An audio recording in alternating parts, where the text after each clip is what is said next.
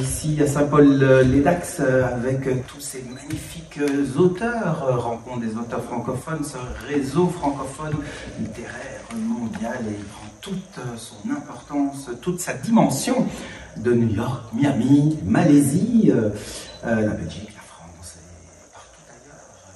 Avec Isabelle Lavarec. Bonjour Isabelle, bienvenue au micro. Bonjour, merci de m'avoir invité. Avec grand plaisir, avec Lucie Darc. Voilà, on s'était rencontrés à Mons la dernière fois. Bonjour. Et j'ai évidemment oublié, et c'est Marie-Amélie Rigal. Bonjour. Bonjour. Et merci de nous inviter pour cette émission. Alors, 3 auteurs, 3 univers différents, et avec vous, Marie-Amélie, vous me présentez des livres, mais je ne vois pas votre nom parce que ce sont des recueils de textes, et donc vous avez des textes un petit peu partout. Tout à fait. J'écris effectivement des poèmes en forme fixe, en sonnet essentiellement, et ces sonnets apparaissent effectivement dans différents recueils collectifs. À la fois Jardin contre Planète, qui est un recueil collectif édité par le Verbe Poémé, qui est une association poétique qui regroupe différents auteurs, dont certains sont présents à l'intérieur du réseau, et qui chaque année édite un recueil différent. Celui-ci, Jardin contre Planète, est sur la thématique à la fois végétale et en même temps la présentation de différentes iconographies, avec notamment les œuvres de Nadia Esteva, qui a participé à la fois à faire la couverture et en même temps les images à l'intérieur de l'ouvrage. Le second, Nos vies en 2020 dans l'ombre du virus, sous le parrainage de Franck Detain, qui est à l'origine de cette initiative, et qui a réuni différents auteurs pour parler du Covid, de la période du confinement, et montrer tout ce qui a pu être fait dans cette période-là, comme création, comme moment pour se retrouver, et tout en poésie. Voilà, partir sur différents projets, absolument. Et là, avec Lucie Darc, on est dans l'émotionnel, on est dans le corps, on est dans la tendresse. Exactement, et l'amour. Dans l'amour, oui, voilà. Donc avec mes deux livres, donc Émotigraphie, était le premier édité, avec des représentations de tableaux aussi. Je suis aussi artiste peintre. Et thérapie sensuelle, donc voilà. Autant Émotigraphie décline l'amour sous toutes ses formes, que ce soit l'amour de soi, l'amour passion, l'amour attachement pour ses enfants, l'amour universel. Et puis thérapie sensuelle, c'est un petit peu plus précis. Voilà. Et c'est la réappropriation de la sensualité, de son corps, de la féminité. Et quand on lit vos livres, on a tout de suite envie de faire l'amour. Ah ben d'accord. C'est la première fois qu'on me le dit, mais je prends ça comme un compliment. On parlait de petits textes aussi, de recueils. Est-ce que vous avez participé l'une et l'autre au recueil que Rencontre des auteurs francophones met sur pied? Il y a eu Camus, Yourcenar, Le Petit Prince, L'Asie, Nomère. Oui. Donc j'ai participé à la plupart d'entre eux, effectivement. Donc c'est sympathique de pouvoir d'avoir un thème imposé permet d'aller chercher autre chose, de puiser autre chose, et puis finalement on y met toujours de soi, bien entendu, donc on retrouve toujours mes leitmotifs autour des émotions, autour de la danse orientale, autour de tout ça.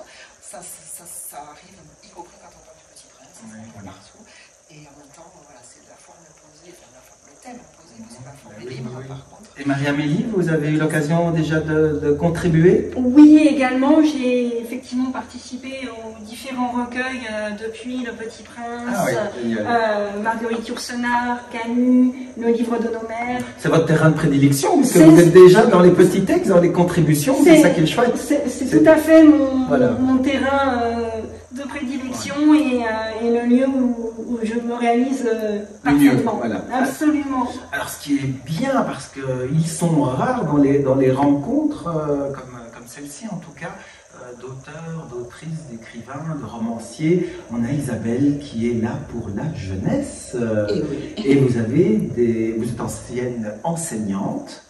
Et donc, vous êtes toujours avec cette fibre pour la jeunesse, pour vous dire il faut encore leur inculquer quelque chose, leur transmettre quelque chose. Et là, vous racontez un peu ce projet de roman feuilleton, de série. Voilà, oui, c'est une série de voyages dans le temps. Alors ici, voyage Naïs et Totoche, oui. On les retrouve aussi bien dans un voyage chez les pharaons, au temps des pharaons, et en particulier au temps de Cléopâtre. Et ici, c'est la même chose, c'est Naïs et Totoche, mais qui vont aller à Aridat, au temps des Gallo-Romains. Voilà. Est-ce que c'est un voyage dans le temps? C'est des personnages contemporains qui voyagent dans le temps? Absolument. Donc il y a toujours une scène de départ actuelle? Alors ici, elle est actuelle, et puis là, non, tout de suite. On les retrouve tout de suite? Tout de suite, ils vont aller chez les Gallo-Romains. Ils vont subir ce qu'on appelle une tornade temporelle, oui. Où il va y avoir quelques modifications. Ces modifications, on peut les retrouver sur mon site, sur monlisa.fr, où il va y avoir aussi des petites vidéos pour essayer de les remettre dans le bain. Qu'est-ce que je peux dire encore? On est dans du 6-9 ans? Non, plutôt collège 6e, 5e. Au moment, 11-12 ans à peu près. Moi je suis belge. Ah, d'accord. Oui, vous l'aviez dit hier. Oui, effectivement, c'est pour les collégiens. Et celui-ci, par exemple, en ce moment, je vais dans les collèges et il est vraiment très prisé chez les pharaons. Parce que d'abord, Cléopâtre, ils adorent ça. Et surtout, c'est, j'allais dire, le contraire des visiteurs, du film Les Visiteurs. Les visiteurs, ce sont des personnages du Moyen-Âge qui viennent dans la période contemporaine. Là, c'est le contraire. Ce sont des jeunes gens de 5e et 4e qui vont remonter le temps et qui vont être très surpris de voir ce qui se passe à cette période-là. Ce qui me permet de travailler sur la tolérance, sur l'acceptation de l'autre, voir que les coutumes changent, et donc sur tout ce qui est acceptation donc, de l'autre et de la dignité de l'autre, le respect de l'autre. Alors, vous avez dit que j'étais une ancienne formatrice, oui.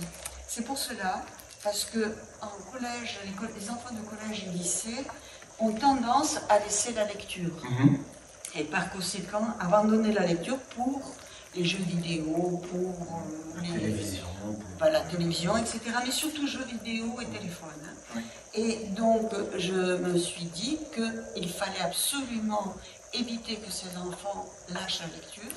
C'est pour cela que je suis passée du roman, un roman normal, à 4 parties, je suis passée au roman feuilleton. Parce que je me suis aperçue qu'il y avait beaucoup d'enfants qui savaient lire. Le rapport à la lecture n'est pas le même pour tous. Il y a certains qui peuvent lire des livres de 700 pages sans problème, et d'autres qui ont du mal avec des livres de 290 pages. Quelle est votre époque préférée? Mon époque préférée, elles sont toutes préférées, parce que quand je vais là-dedans, c'est fini, je ne suis plus moi, je ne suis plus dans la contemporaine, je suis dans cette période-là. Si je vous envoie dans une époque bien précise, on va décider le néolithique, la tour de Babel, l'Égypte ancienne ou la Grèce antique. Vous avez un seul choix. Un seul choix, c'est dur. Je me demande si je ne choisirais pas la tour de Babel. La tour de Babel. Très bien. Oui. Très bien. Lucie d'Arc, je ne vais pas vous demander quelle est la position préférée, parce que ça peut être un lien avec tout ce que vous écrivez sur justement cette thérapie sensuelle. Pourquoi thérapie sensuelle? C'est important de recommuniquer avec notre corps, de reprendre conscience avec notre corps. Exactement. En fait, je suis arrivée à ce recueil après des années de réappropriation de ma propre sensualité, après des années de pratique de la danse orientale, en fait. C'est à travers cette danse que j'ai pu me reconnecter à ma féminité, en fait. Et j'ai découvert que beaucoup de femmes, en Occident surtout, pratiquent cette danse pour ça, en fait. Alors, pas forcément consciemment, mais en tout cas, la pratique de cette danse nous amène, nous, femmes occidentales, un peu canalisées par des clichés comme ça, pose, etc. On a du mal à assumer nos corps, nos petits bourrelets, nos petites imperfections. Et en fait, en montant sur scène en tant que danseuse orientale, on se dénude un peu le ventre, on voulait en avant, voilà, la féminité, toutes les rondeurs, ou pas rondeurs, d'ailleurs certaines aussi sont complexées parce qu'elles n'ont pas les rondeurs. Et finalement, ben, à travers cette danse, cette parure, etc., ben, toutes les femmes sont belles. Et c'est cette sororité en fait qu'on découvre sur scène entre femmes et ce plaisir d'être femme tout simplement. Est-ce que le regard de l'autre à ce moment-là est très important? Alors c'est surtout le regard qu'on porte sur soi-même qui est très important et c'est celui-là qui évolue petit à petit quand on danse déjà face à un miroir, il faut déjà s'assumer face au miroir et puis ensuite sur scène, ben voilà, une fois qu'on sait qu'on est belle, il n'y a plus de problème, on monte sur scène et on a des sourires merveilleux, on les offre au public, et c'est ça qui est magique. Et c'est ce que j'ai voulu retranscrire dans ce recueil-là, à travers du coup des photos de moi en train de danser. On trouve cette espièglerie, voilà.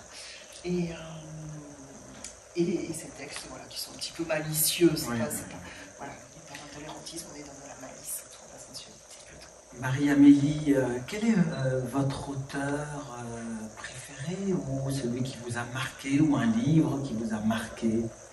Alors, les tout premiers, ça a été les auteurs de la Pléiade, Ronsard, Guy Bellet, pour qui j'ai une affection toute particulière, et plus tard est venu aussi Victor Hugo. Oui, très bien. Quelle est une des plus belles rencontres ici au sein du réseau littéraire francophone? Comment vous y êtes-vous rentré? Alors, j'ai fait la connaissance de Sandrine en 2020, oui. Au moment où elle sollicitait différents auteurs pour faire partie du réseau.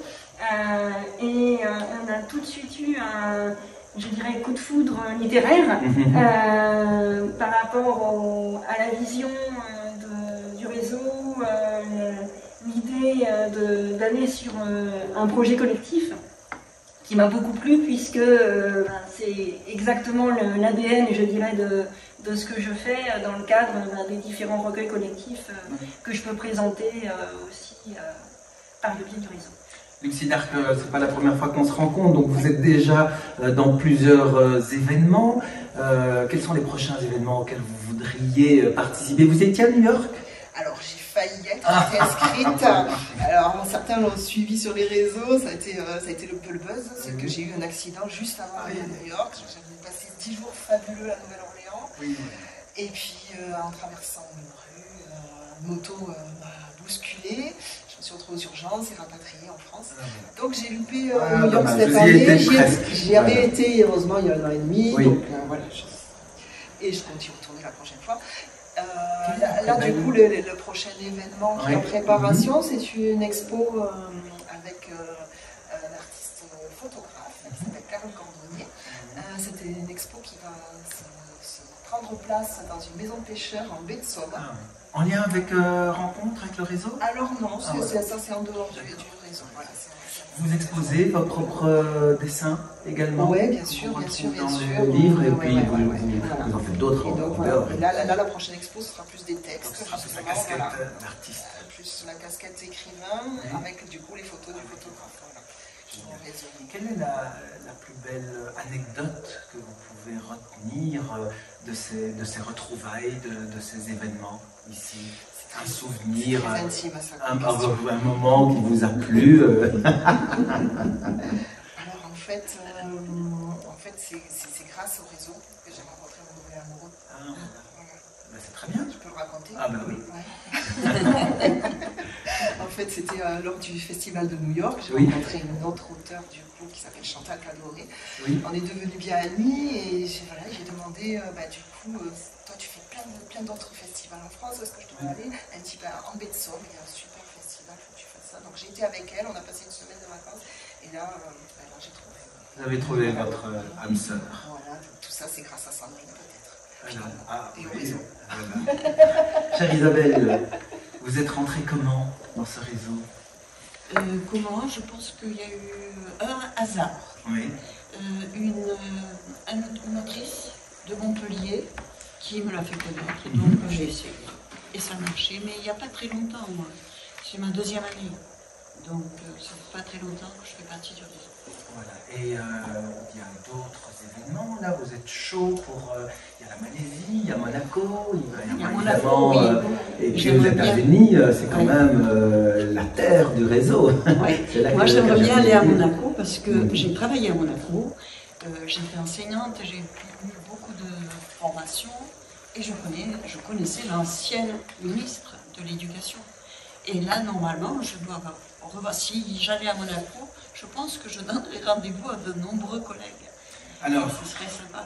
Merci en tout cas pour cette belle papote et je vous invite ici à dessiner puisque vous communiquez par l'écriture, par la lecture.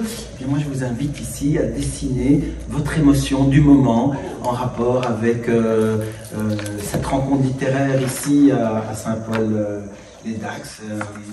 Ce partage que nous avons eu, comme demande le Petit Prince, s'il vous plaît, dessine-moi.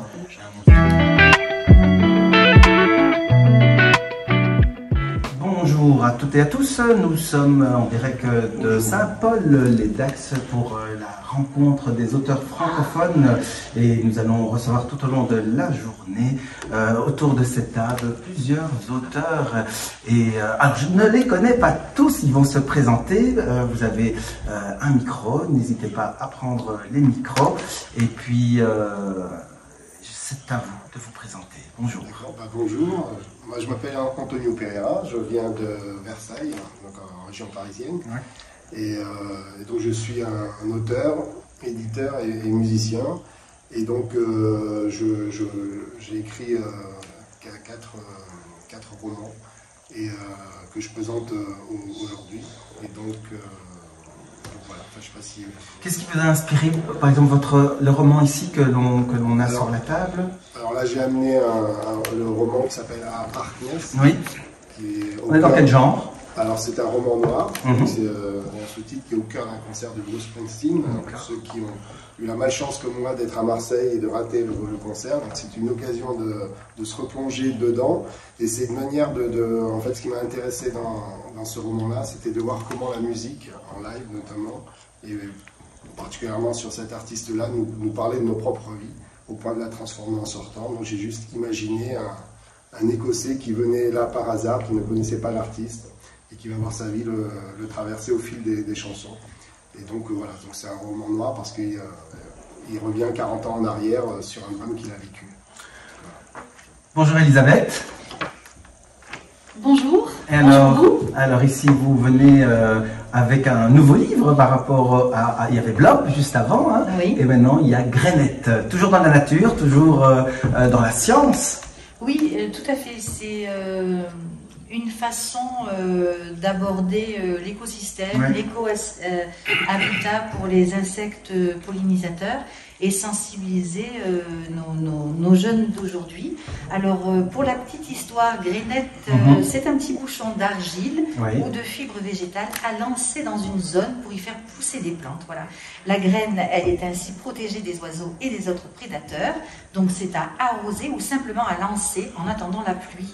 Et les fleurs attireront les papillons, les abeilles et les autres pollinisateurs. Voilà. Et la bombe, il faut savoir qu'elle existe. La bombe à fleurs existe depuis l'Antiquité pour revégétaliser les zones inondées. Plus tard, cette technique sera pratiquée dans les années 30 pour la reforestation des endroits difficiles d'accès, montagne d'Honolulu par exemple. Ensuite, après la Seconde Guerre mondiale, face aux insecticides engrais et développer une technique naturelle et depuis les années 73 pour amener de la biodiversité et de la nature dans les paysages urbains. Voilà. Et nous avons également l'honneur, la joie d'accueillir Hubert-Marie Colombier. Bonjour. Bonjour. Alors, et vous nous venez avec un accent du soleil? Oui, je suis originaire de Toulouse. Oui. Et donc je suis là depuis 2 ans dans les Landes, le courant Moliette. Et voilà, donc c'est mon 7e roman que vous avez dans les mains. Donc c'est l'ADN à parler. Voilà, qui vient de sortir, c'est une série de polars que j'ai commencé. C'est un archéologue criminaliste. Donc c'est un nouveau métier qui travaille avec la police et la gendarmerie pour faire des enquêtes, pour les aider par des méthodes scientifiques. Voilà. Mais sinon, j'ai écrit que des livres historiques. Oui. Et donc un qui s'appelle À travers les siècles, qui va ressortir. Donc j'ai le VAT là. Donc c'est À travers les siècles, c'est l'histoire d'un blason qui part du Médoc jusqu'aux États-Unis. Il y a toute l'histoire de l'amitié franco-américaine. Oui, oui. Voilà. Et on est dans quelle période Là, vous n'avez pas, c'est pas le résumé que vous avez. D'accord, oui. Et vous êtes dans quelle période ici? Donc c'est les Templiers. Ça commence aux croisades, avec un chevalier qui laisse sa bague. Au XVIIIe siècle, le descendant de ce chevalier est retrouvé assassiné et on ne le reconnaît pas sa bague. Et au XXIe siècle, c'est un historien qui va à Boston pour célébrer l'amitié franco-américaine, et le gouverneur des États-Unis a la même bague à la main. Donc je pose une question. Que pouvez-vous dire chacun de l'émotion que vous partagez, que vous vivez ici dans cette nouvelle organisation des rencontres auteurs ici à Dax, cher Antonio? Ça vous fait quoi d'être présent et d'être dans cette belle organisation de la francophonie? Alors moi, d'abord, c'est un plaisir de rencontrer tous les auteurs du réseau, parce que j'ai pas eu l'occasion de les rencontrer à Mons ou à New York. Donc ça, c'est une première chose. Votre première participation? Voilà, c'est la première participation. Ça fait quand même 2 ans que je suis dans le réseau. J'ai fait quelques manifestations, mais parisiennes, avec Sandrine, mais c'est tout. Puis je connais bien aussi les Landes, puisque j'ai des amis qui habitent depuis 20 ans. Moi, j'ai la chance d'y revenir voilà, dans cette belle région. Donc ça, c'est aussi une chance. Et donc voilà, et donc le réseau vraiment apporte vraiment cette fraternité, enfin c'est plus facile. Oui, les relations. Exactement. Donc les relations sont plus faciles. Voilà. Et en tout cas, ça permet aussi une visibilité, mais voilà. Enfin, ce qui compte, c'est vraiment c'est sur le relationnel. Et pour vous, Elisabeth, c'est pas la première fois qu'on vous voit, évidemment, ça vous apporte encore chaque fois de nouvelles émotions, de nouvelles joies. Ah oui, moi si je devais parler d'émotions, ce serait, je le traduirais comme une danse folklorique, parce que je vois le folklore comme quelque chose d'enjoué, quelque chose de gai, quelque chose de coloré. C'est un mélange, un partage, et c'est tout ce qui est rencontre des auteurs francophones. Et celle qui est aux commandes, pour ne pas la nommer Sandrine Mérez-Cucurutz, voilà, elle représente tout ça pour moi, et c'est vraiment incroyable l'amour qu'elle a de véhiculer ce partage, cette langue, ces mots. Enfin voilà, on pourrait en dire des tonnes, tellement c'est formidable. Je trouve ça formidable. Voilà. Cher Hubert Marie, quelle est votre meilleure anecdote dans cette tâche, dans ce travail d'écrivain?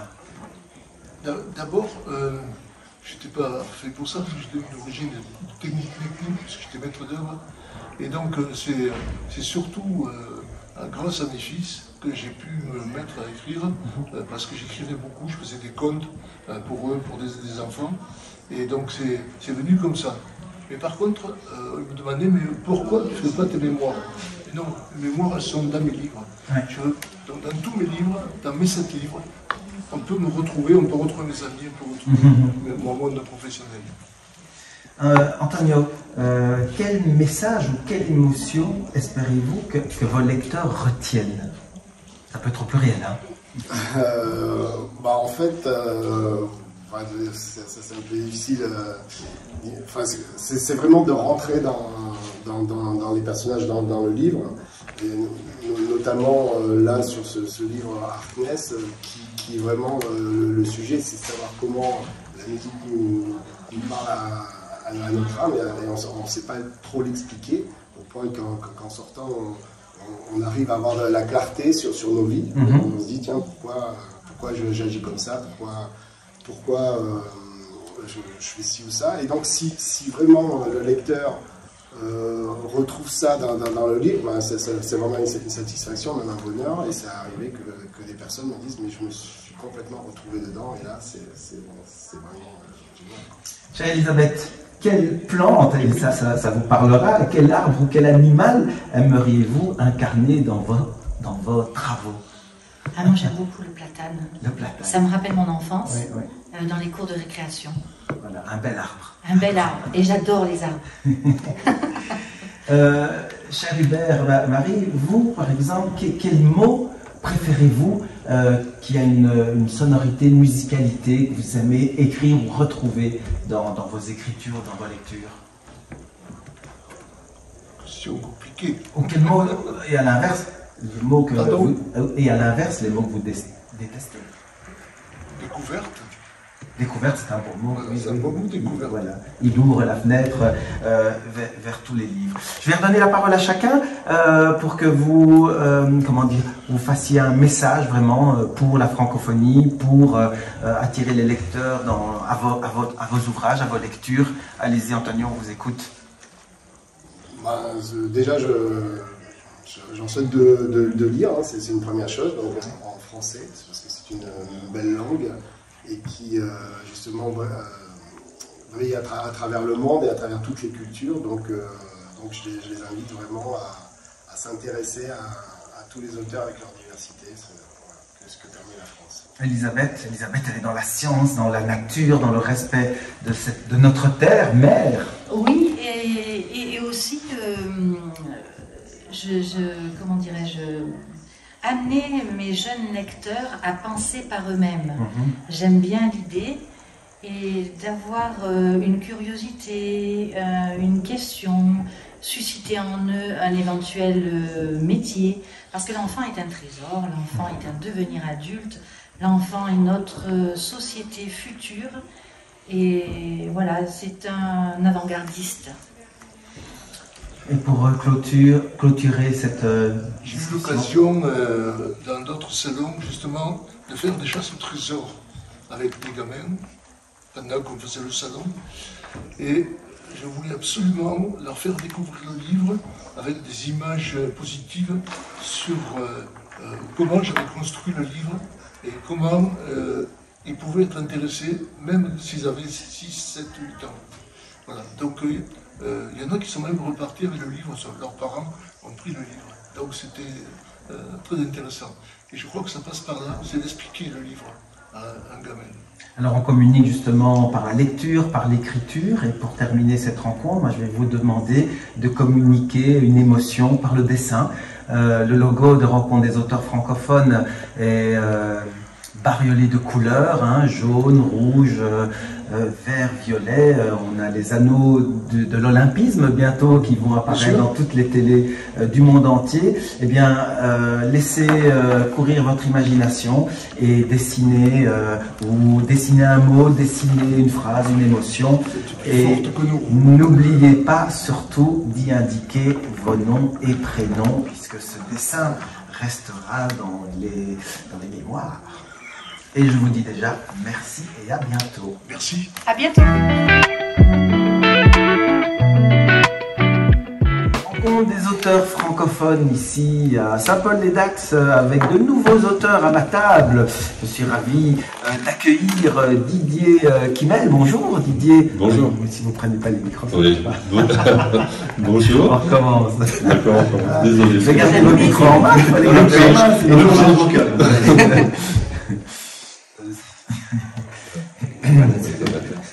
Rencontre des auteurs francophones ici à Saint-Paul-les-Dax. 3 nouveaux auteurs que j'accueille avec plaisir à cette table. Au micro, Didier Kimel. Bonjour Didier. Bonjour. On s'était vu il y a longtemps à New York. À New York, effectivement, voilà. Il y a longtemps, il y a 2 ans. Il y a 2 ans, oui, mais le temps passe tellement vite.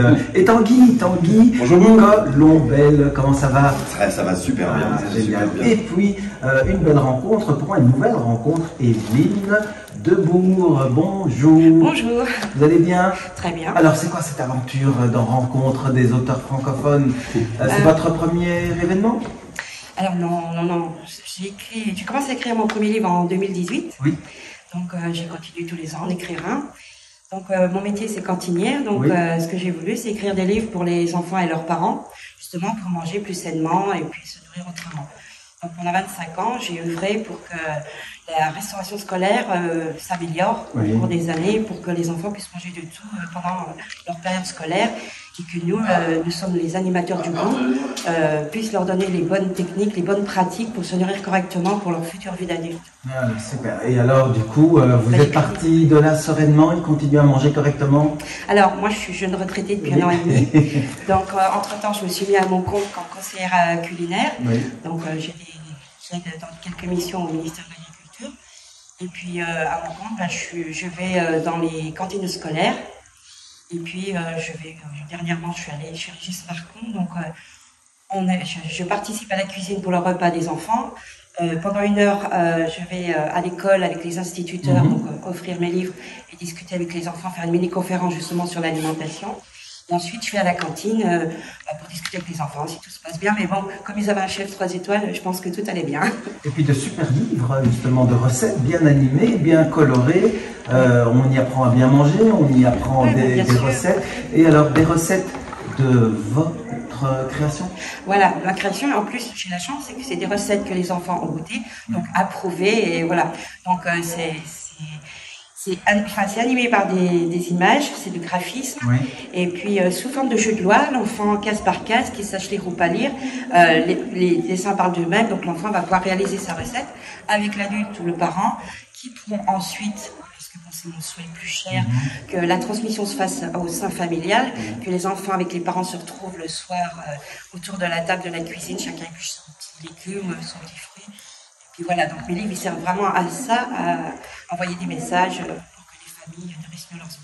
Et alors, nous avons Tanguy, toujours aussi dynamique, pas mal de succès, on le voit à vos tables, beaucoup de gens intéressés par vos livres. Et puis, c'est un petit peu aussi une passion, parce que vous devez quand même aussi vous faire connaître, puisque vous êtes éloigné du territoire.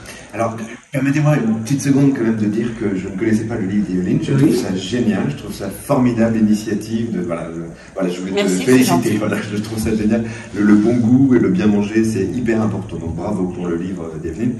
Oui, donc moi je suis aux États-Unis. Je me suis expatrié il y a maintenant 21 ans. Et c'est vrai que le fait de participer à Rencontre des auteurs francophones, ça me permet de me désisoler et de rencontrer des gens qui partagent la même passion que moi et de participer à des événements qui permettent de rencontrer le public, chose que je n'aurais pas pu faire si j'étais resté tout seul dans mon coin en Floride. C'est charmant la Floride, hein, mais c'est un peu éloigné de tout et surtout des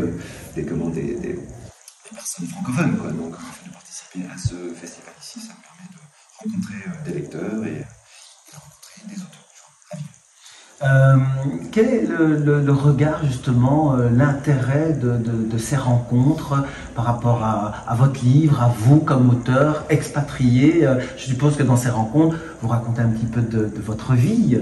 Bien sûr, il y a toujours un petit côté exotique, c'est-à-dire que j'arrive, non seulement je suis breton et un peu bavard, mais en plus je suis américain, donc il y a un petit côté terroir que les gens apprécient, puis il y a le petit côté américain, l'exotisme, les plages, et puis donc je leur parle, le deuxième roman, qui est en fait l'américain, parle en fait de ce passage des plages de Bretagne aux plages de Floride. Elles sont un petit peu aux antipodes les unes des autres, mais voilà, je raconte le parcours de ce petit bonhomme, moi, à savoir entre les deux, et comment j'ai réussi ma transition, je veux dire, géographique entre ces deux parties du monde. Alors ce réseau littéraire francophone, justement, il est mondial et ce n'est pas pour rien parce qu'il essaye justement de rassembler toute la francophonie du monde et on a des lieux de plus en plus qui se rajoutent au réseau. Hein. Dernièrement la Malaisie, Tahiti, il y a quelques jours.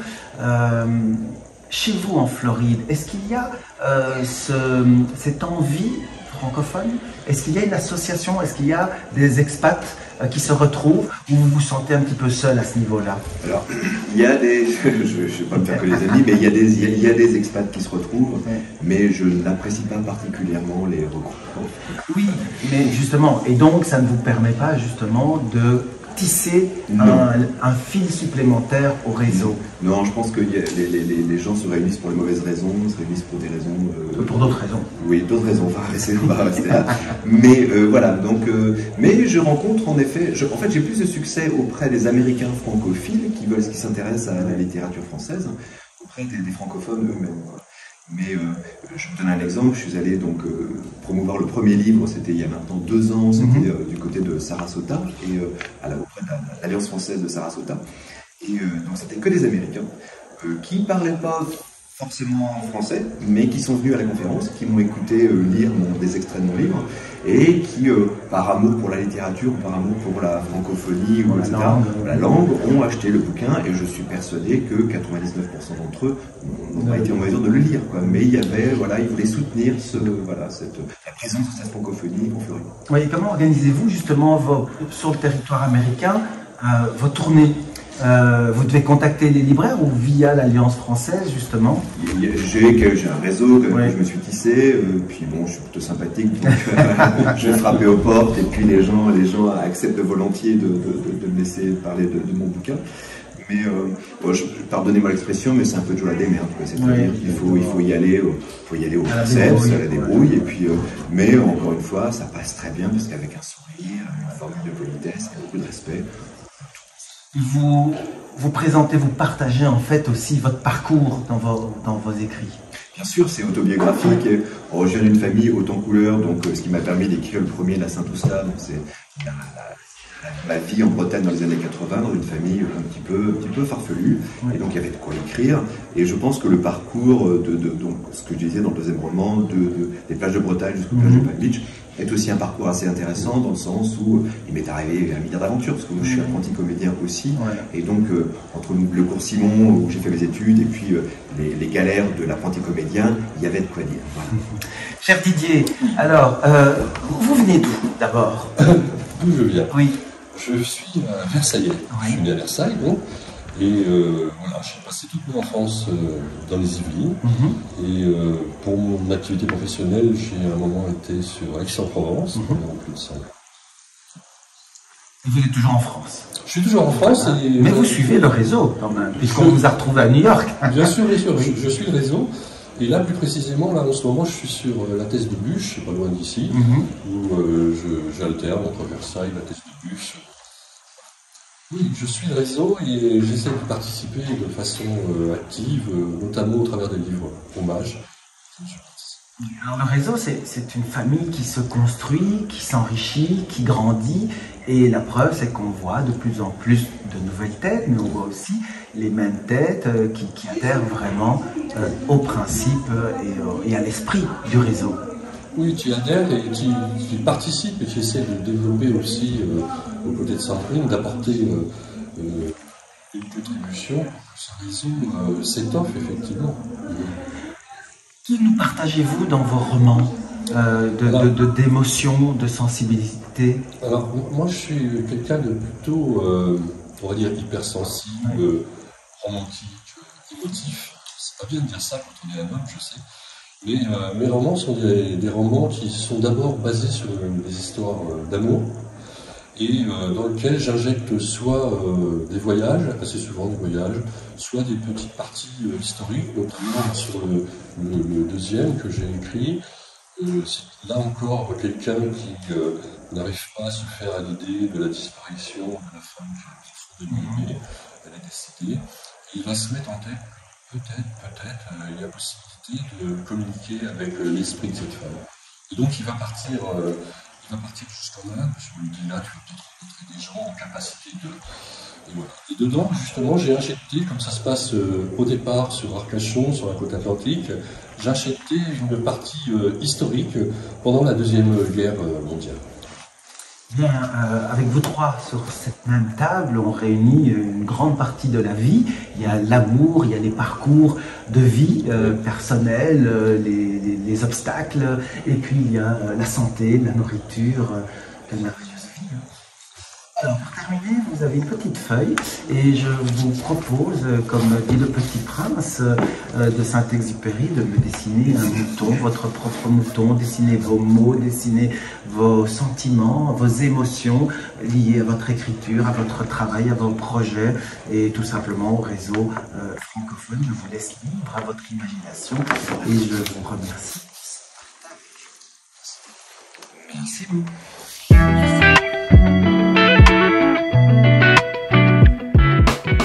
En direct de Saint-Paul-les-Dax, avec beaucoup d'auteurs, nous sommes avec le réseau des auteurs francophones, un réseau qui est mondial, mais aussi un réseau qui rassemble beaucoup de métiers, puisque quand on parle de littérature, autour d'un livre, il y a beaucoup de métiers, dont l'illustration que l'on trouve en couverture forcément, mais aussi à l'intérieur de certains romans, graphiques. Et je suis donc en présence de deux artistes.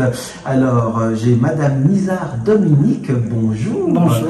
Vous êtes ici en tout cas et vous accompagnez votre mari, oui. Auteur que nous avons rencontré, nous l'avons invité à ce micro. Vous allez nous raconter aussi pourquoi vous êtes là également. Et puis, j'ai l'immense plaisir aussi de rencontrer Sandra Ankawat. Bonjour. Bonjour.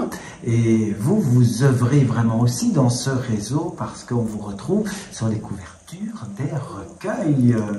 Et donc vous allez nous raconter un petit peu ce formidable métier, cette passion qui vous anime et qui fait jaillir en tout cas de belles couleurs et de beaux dessins. Cher Dominique Nizar, racontez-nous un petit peu votre passion, et en tout cas une passion qui vous anime mais qui soutient, je suppose, aussi votre mari. En effet, une passion qui m'anime. Et en fait, si je suis là aujourd'hui à Saint-Paul-les-Dax, c'est une rencontre avec Sandrine qui s'est rendue compte que je peignais. Voilà, et donc elle a aimé mes tableaux, elle m'a proposé de venir exposer ici à Saint-Paul-les-Dax. Bon, c'est une passion que j'ai pu réaliser assez récemment, puisque je travaille plus, donc voilà, je me suis mise à la peinture, à l'aquarelle, et je suis ravie d'être là. Je rencontre plein de gens, voilà, c'est une belle aventure, et les livres, et quand on parle de peinture, c'est moi qui ai choisi justement les couvertures des livres de Simon. C'est un peintre allemand, Auguste Mack, impressionniste, voilà, un peintre que j'admire, et voilà, donc je suis un peu impressionnée parce que c'est ma première interview, mais voilà, je crois que... Vous pensez, ou vous avez peut-être déjà fait aussi des couvertures vous-même pour votre mari? Non. Pas encore. Non, pas encore. Mais en effet, j'aurais pu, oui. Mais j'ai préféré faire appel à des artistes reconnus. Ouais, quel est votre regard sur cette organisation? Vous avez dû rencontrer les auteurs, votre mari, vous le voyez dans son univers littéraire. Que pensez-vous? Quelles sont vos émotions? Elles sont... écoutez, nous, ça fait, je crois, 2-3 ans que Simon fait partie de ce groupe. Et quand je l'ai découvert, par hasard, sur Facebook, et voilà, j'ai trouvé que c'était une aventure... passionnante et une philosophie qui nous tenait à cœur, voilà, et donc je suis ravie. Et en fait, Simon devait participer au festival de Miami, mais qui avait été annulé. Et donc voilà, on participe au premier festival qui se tient en France, voilà, avec des gens qui viennent de tous les coins du monde. Voilà. Et qui sont tous passionnés. Alors vous rencontrez des auteurs grâce à votre mari, époux, et puis vous rencontrez une autre artiste qui est, elle, impliquée dans le monde littéraire. Comment s'est déroulée cette rencontre, chère Sandra? La rencontre avec Dominique? Oui. Complètement par hasard, en fait. Sandrine m'avait dit qu'effectivement, j'exposais avec une autre artiste. Elle m'avait donné son nom, mais je ne savais pas qui c'était. Et en discutant le soir du cocktail, avec Simon, parce que il faut savoir que Simon Nizar est un formidable orateur, et j'ai fait la connaissance de Dominique, et là on s'est dit mais donc c'est toi qui expose avec moi, et on était ravis parce que voilà, les artistes entre eux de toute façon on fait partie de la même famille, donc on est très heureux quand on rencontre quelqu'un qui partage la même passion que nous. De belles rencontres, et puis une rencontre peut-être aussi décisive dans tout votre travail, c'est d'œuvrer pour la littérature, et on a fait appel à vous pour ces fameuses couvertures de cette série, cette collection de recueils, et il y en a déjà quelques-uns. Et qu'est-ce qui fait que vous êtes tombé dans cette marmite littéraire, qu'on ait fait appel à vous? C'est vous qui avez accroché le train en marche, ou... Ça s'est fait un peu par hasard, J'ai habité plusieurs années aux États-Unis, à Miami. C'est là-bas que j'ai rencontré Sandrine et elle avait pour projet de lancer un livre sur le Petit Prince. Et je lui ai proposé un visuel parce que c'était un thème qui m'inspirait. Je trouve que c'est Saint-Exupéry, le Petit Prince, c'est vraiment, c'est un peu comme la Bible, hein, si vous voulez, c'est quelque chose d'assez fondateur dans la littérature. Et elle a décidé de le mettre en couverture et par la suite ça s'est fait tout seul en fait. Et il y avait d'autres thèmes, d'autres collections et à chaque fois elle a eu la gentillesse de me demander de participer à la couverture, ce que j'ai fait et j'en suis ravie parce que ça crée une cohérence aussi dans les visuels et une belle mise en lumière de mon travail, donc c'est une chance pour moi. Alors, Saint-Exupéry, Camus, Yourcenar, on n'est pas forcément adepte de ces genres littéraires où on ne les connaît pas. Vous devez vous imprégner de ce qu'on vous propose, de ce qu'on vous énonce, et que votre dessin doit refléter ce qu'il y a derrière la couverture, c'est-à-dire dans le livre. Absolument. À chaque fois qu'on avait un thème particulier, Camus, Gary, Yourcenar, c'est pas forcément des livres que je connaissais très bien parce que je lis beaucoup, mais mon métier c'est plutôt la peinture. Et ce qui m'intéressait c'est plus le personnage que l'œuvre littéraire. Et notamment le regard. C'est ce qu'il y a de plus... c'est à travers le regard qu'on rencontre quelqu'un, même des gens qui ne sont plus de ce monde. Et c'est là que je me suis rendu compte, par exemple, en faisant la couverture de Gary, que c'était... il m'a donné beaucoup de fil à retordre. Et Gary, ça a été super compliqué, je me suis surprise à 3-4 fois, parce que, contrairement à un Camus qui a un regard direct et qui se donne à voir tel qu'il est, ou Yourcenar qui a ce côté un petit peu pétillant, un petit peu... comment dire, amusant, enfin voilà, en tout cas c'est comme ça que je l'ai représenté. Gary c'est un homme qui se cache et donc à travers ses yeux on voit pas grand chose, donc ça a été compliqué, mais voilà, je suis pas mécontente du résultat. On parle de regard, on parle d'art. On sait très bien que l'art a plusieurs significations dans les yeux des gens. Votre univers, il est à vous, vous baignez dedans. Et puis, qu'est-ce qui vous étonne par rapport au retour des gens? Voient-ils des choses auxquelles vous n'avez pas pensé? Oui, enfin, en effet, je suis étonnée, mais pas tant que ça, parce que particulièrement la peinture, je pense que c'est une langue universelle, et donc elle touche à l'émotion directement. Et donc là, quand je rencontre des gens, rarement j'ai des questions sur la signification, parce qu'en fait, j'essaie de toucher, au plus profond, je veux dire l'émotion, et en fait, je me rends compte que ça passe, et j'apprécie beaucoup de pouvoir communiquer avec des gens sans problème d'interprétation, voilà, donc c'est... Mais parce que là on parle de la langue francophone, et justement ce lien entre les gens, mais bon, les mots, souvent, prêtent à interprétation, et on peut déclencher des guerres à propos de mots. Bon, il me semble que la peinture, justement, peut faire qu'on touche directement à l'émotion, et qu'il n'y ait pas de problème d'interprétation. Voilà.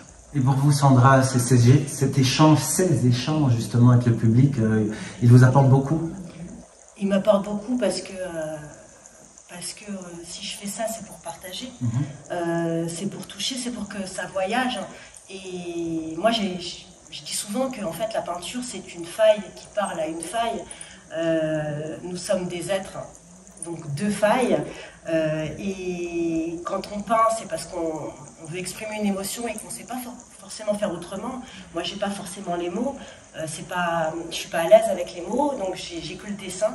Et quand quelqu'un s'arrête et comprend, et que ça fait écho chez lui, et qu'il peut être touché, j'ai même vu des gens pleurer, c'est la plus belle récompense en fait, parce qu'on a communiqué, mais peut-être de façon, plus, c'est d'âme à âme, et c'est plus profond que le langage normal.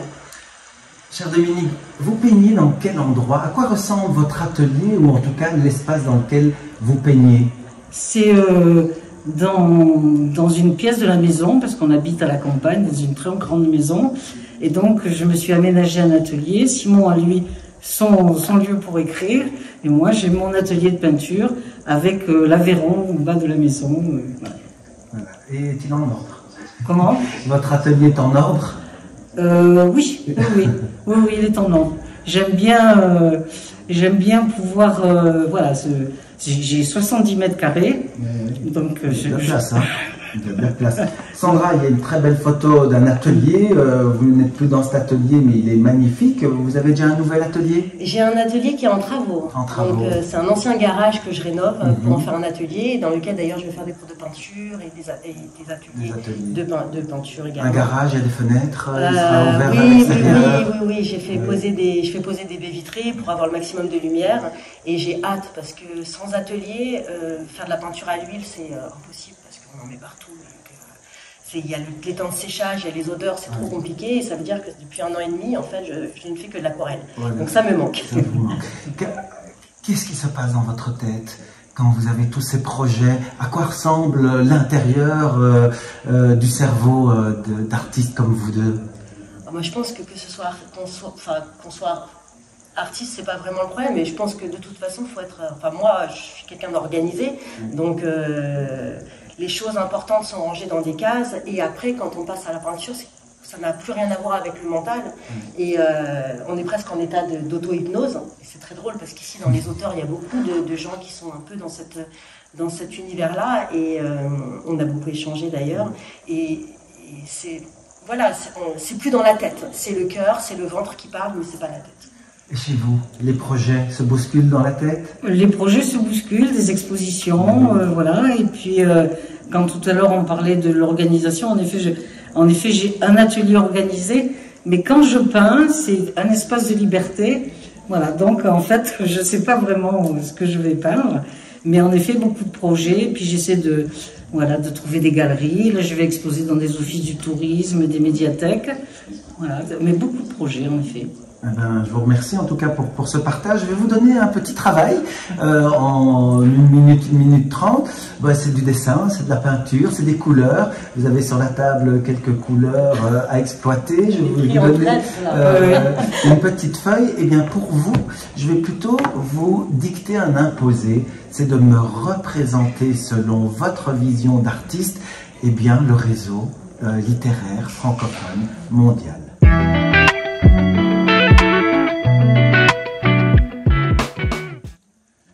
C'est Saint-Paul-les-Dax qui accueille la rencontre, le réseau Rencontre littéraire francophone, un réseau mondial, parce que nous avons des auteurs qui viennent d'un peu partout dans le monde, et aussi en France, puisque aujourd'hui on se trouve pour une organisation ici en France avec Philippe Stierlin. Bonjour Philippe, bonjour. Et bienvenue. Vous venez d'où? Je viens de Paris, je suis originaire de Franche-Comté. Voilà. Et puis nous avons Valérie Marois.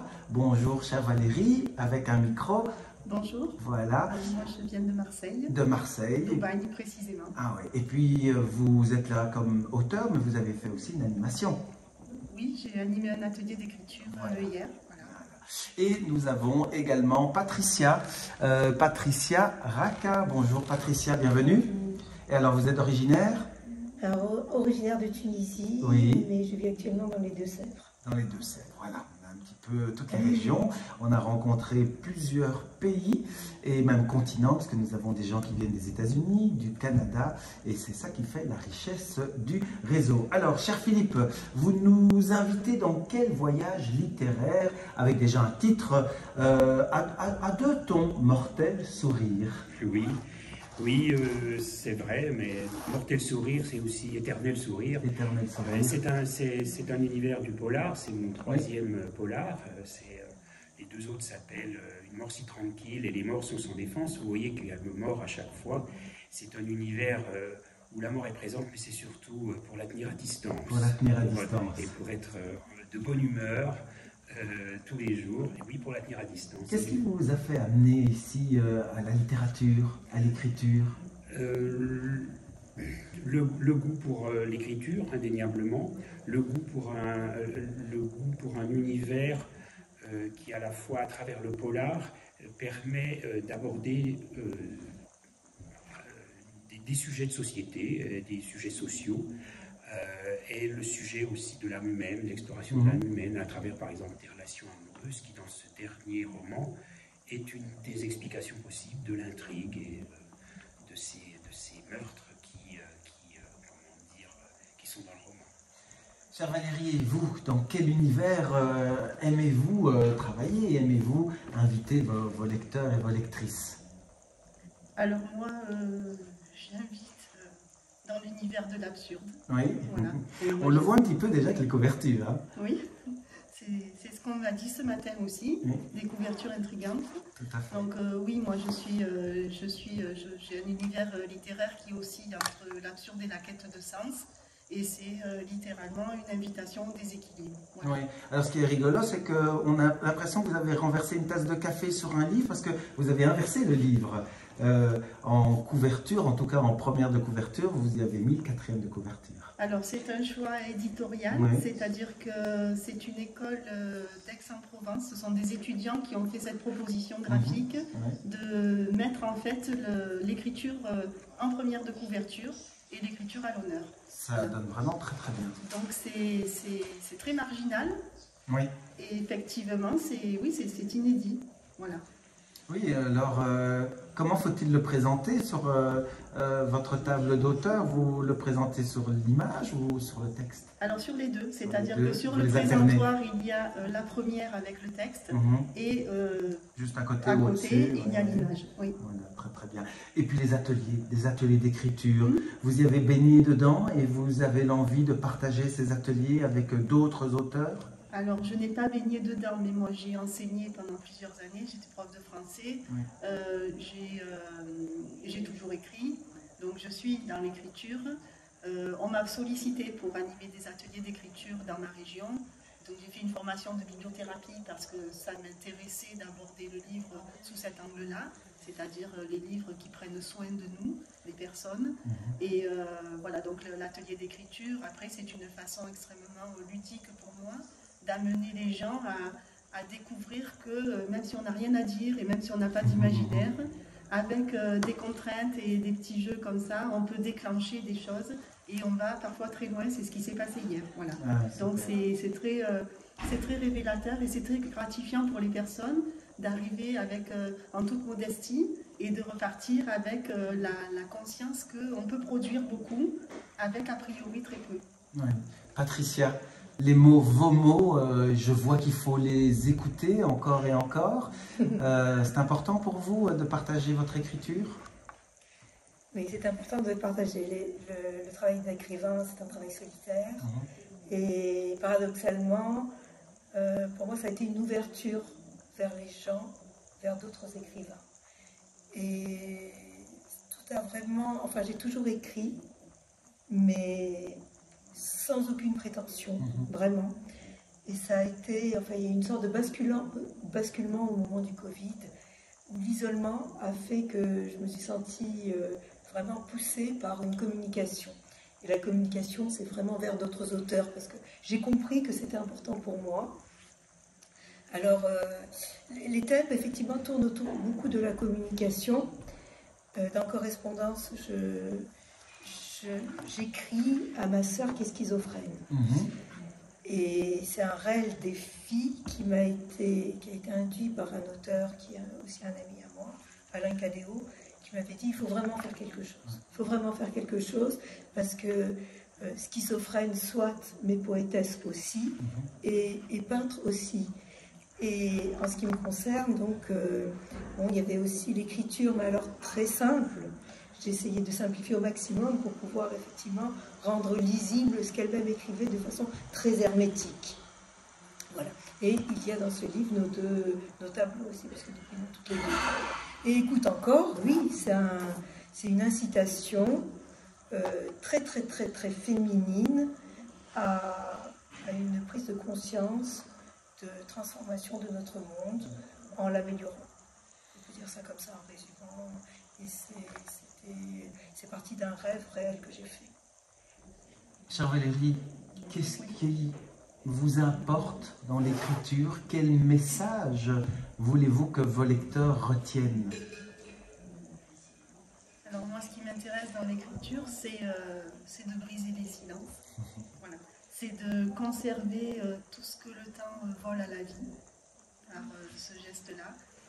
Après, il y a beaucoup de... Enfin, je suis très marquée par le lecteur. Moi, le lecteur, c'est mon personnage principal parce qu'il n'est pas dans le livre et c'est lui qui fait que le livre existe. Donc, c'est assez fascinant. Et donc, ce qui m'intéresse aussi, c'est de jouer avec la littérature, de jouer avec le langage, d'introduire un narrateur qui est presque un lecteur et qui est l'intersection entre l'auteur et le lecteur, entre les deux absents du livre.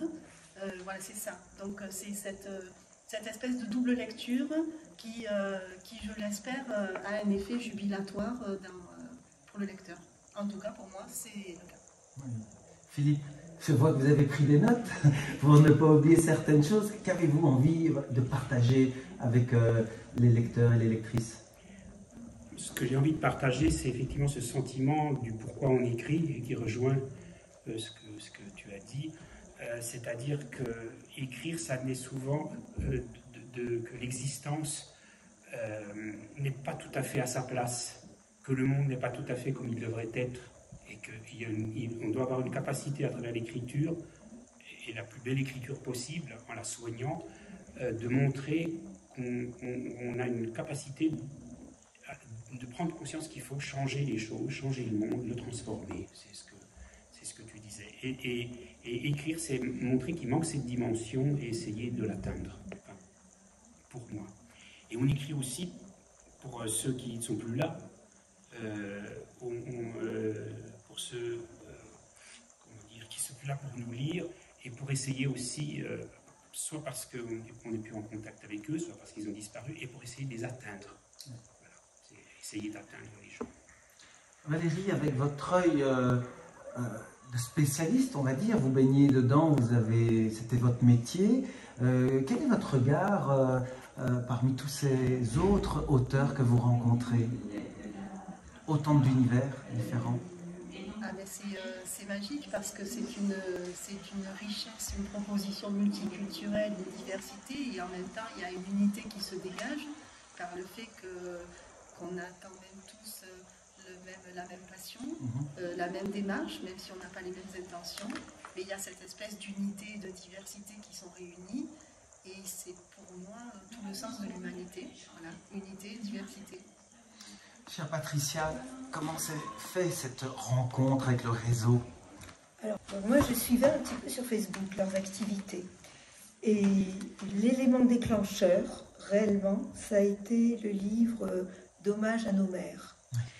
Et pour moi, enfin, il y a eu comme un appel réel en me disant, si je dois publier, dans ce cadre-là, des auteurs francophones, je veux que mon premier écrit soit celui-là, et pas un autre. C'était très très fort.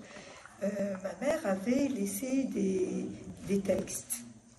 Elle est décédée actuellement. Elle avait laissé des textes. Et il fallait, mais c'était très fort dans ma tête, il fallait que ma première publication dans ce réseau-là parte de ses textes à elle et pas de mes textes à moi. Forcément en les croisant, nos textes. Et j'avais une sorte de fierté à me dire que ça allait partir dans le monde. Et que cette francophonie-là allait donner la parole à ma mère qui s'était finalement tout le temps tue, qui avait été plutôt une femme soumise dans un pays où les femmes n'ont pas la parole, et me dire que sa voix allait être portée par les auteurs francophones, c'était vraiment une très grande fierté. Alors, c'était pas vraiment par rapport à moi, mais par rapport à elle. Ah, c'est très bien ça. Voilà. Valérie, quel est votre regard justement sur ce fameux réseau et tous ces projets? Moi, quand je pense au réseau, je pense à une chanson, être né quelque part. Voilà, c'est quelque chose d'universel. En même temps, c'est quelque chose donc il y a la notion d'étranger. En même temps, il y a quelque chose de très réunificateur dans tout ça. Donc c'est ce qui est intéressant, c'est-à-dire qu'on est dans une espèce de solidarité, dans un partage, en même temps avec toute la richesse des différences qu'on peut présenter chacun. C'est ce paradoxe et cette contradiction qui font toute la complexité de l'être humain et qui font toute la richesse de l'être humain. Une grande famille. Philippe, la joie aussi de pouvoir retrouver ces livres sur une plateforme qui peut véhiculer votre livre dans le monde entier. Oui, tout à fait. Et au-delà de ça, c'est effectivement la rencontre qui n'est pas franco-centrée, on va dire. Justement, on a des auteurs français, mais québécois, belges, algériens, et on voit que le français n'est pas une langue unique, mais au contraire, elle a de multiples racines, en fait. Et quand je vois la richesse qu'offre par exemple le québécois et le vocabulaire québécois que j'utilise dans mes bouquins quand le personnage se balade au Québec, c'est assez extraordinaire d'enrichir sa propre langue de la langue des autres. Et c'est ça qui est très fort dans ce réseau. Alors, vous avez des couleurs à votre disposition et une feuille blanche. Eh bien, vous allez donner des couleurs, justement, à ce réseau. Laissez votre imagination courir pour rendre en images, en couleurs, vos émotions par rapport à ces rencontres et à ce réseau. Et je vous remercie, en tout cas, pour cette petite papote littéraire. À bientôt.